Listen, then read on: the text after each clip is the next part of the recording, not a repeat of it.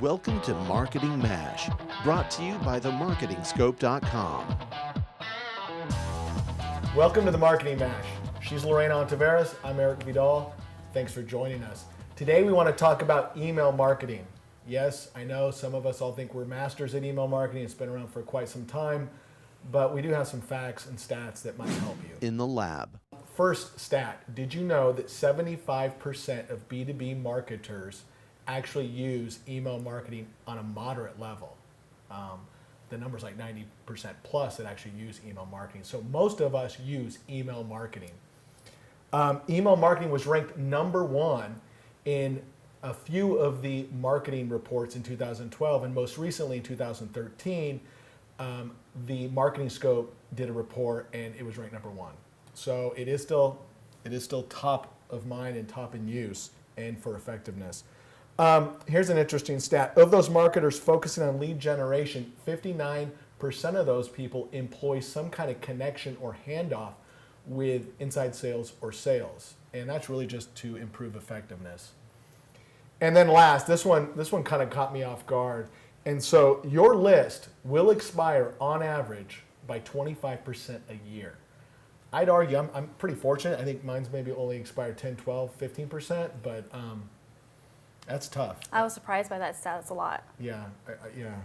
So I want to bring up a couple of conversations, and I think the first one is, what would you like to improve on with your email marketing? And I'll start it off with what I'd like to improve on, and I'm going a little deeper. I'm going to talk about a company I currently work with or work for, and one of the challenges we've had is it's a large company. We've had acquisitions. And I came through an acquisition, and we had an email marketing platform and a marketing automation solution that was very nimble. It was a SaaS solution, so software as a service, and very flexible, very powerful too, though. And so we came in. We had to now move and switch and use a centralized email engine platform that was, I won't name the company name, but it's very old, and now they're trying to act like they're cool and new and flexible, but the point is, it takes us 7 to 10 days on average now to send out an email blast from the start, from creation to editing to testing to delivery. That's a long time. Yeah, and those numbers have come down. Actually, it used to be would take longer. We're not used to that. My team, we're used to doing it that day. Yeah. Maybe 2 days if we test and review and edit and what have you. So that's been a big challenge for me, and I've talked to other B2B marketing professionals out there, even B2C marketing professionals, and some of them have had the same challenge. Would love to hear what some of your challenges are or what you'd like to do better.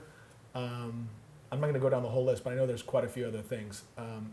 Let's talk about, well, with you actually, you use, I know you're always talking about the small business platforms. You like to use those. Yeah, I actually like the small business platforms a lot better than the larger ones. They're more easy to use when it comes to designing the actual email. They have really easy drag and drop builders, which I like a lot. And just like you had said, it only takes a matter of hours to put an email out. So it's very convenient. Yeah. And I'd argue, though, there's some big ones out that I've used, and I won't name, but they're really good. And the one we had was really good. And they catered to more mid-size or enterprise level. Right. So, yeah, I'll give a tip. One of them just went public recently. So, let's talk about what we're proud of when it comes to email marketing and some best practices we can share. And I'll tell you, I'll start off first, what I'm proud of. The last two companies that I've worked for, one of the things that I've implemented in the departments was kind of a best practice guide. And it was keeping track of what worked and what didn't work with past email programs. And we did a lot of A/B testing.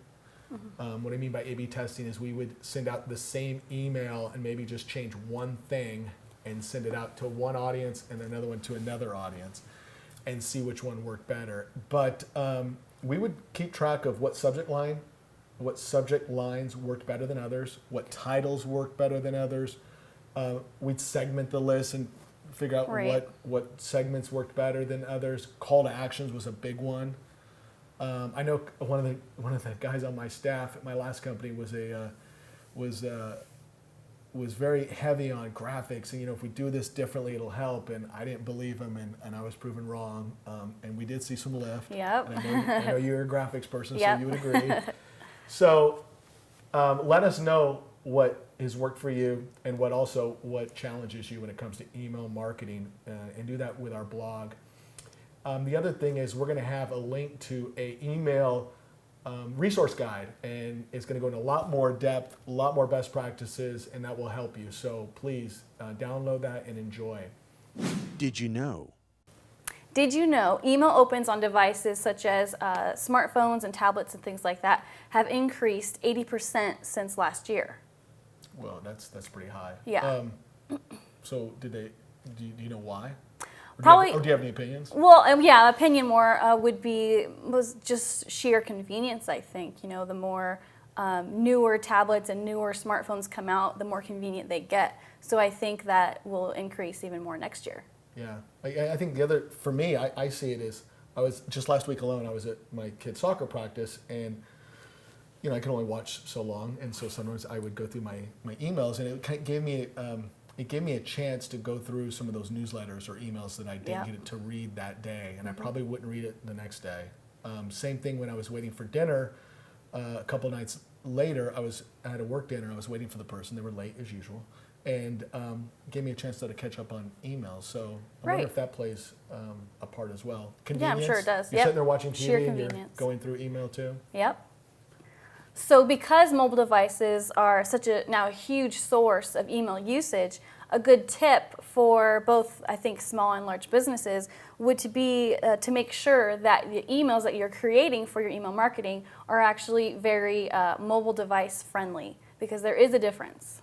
Well, also, what about from a messaging perspective? Maybe you can tailor the message to better fit that audience on the move. Exactly, yeah. Did you know email marketing has become such a huge component in marketing strategies that 61% of emails received by business professionals are actually considered non-essential? So 61% of emails within an inbox for a business professional, on average, they're completely non-essential to that professional. Yeah. Yeah, so that's a large amount for sure. And I know that I get a lot of random emails that I don't necessarily need, so I tend to delete those right away. Or the newsletters that you sign up for, and they come every day. Exactly. So a good tip for a business that's using email marketing would be to probably personalize the email, especially in the subject line, so that you don't get deleted. Yeah. Well, thanks, Lorraine. I appreciate that. And thank you for joining us on Marketing Mash. Make sure you download that email marketing best practice guide, and we'll talk to you soon. That's it for this episode of Marketing Mash. You can share your thoughts by following us on Twitter and Facebook. Subscribe to our podcast to keep up with the show.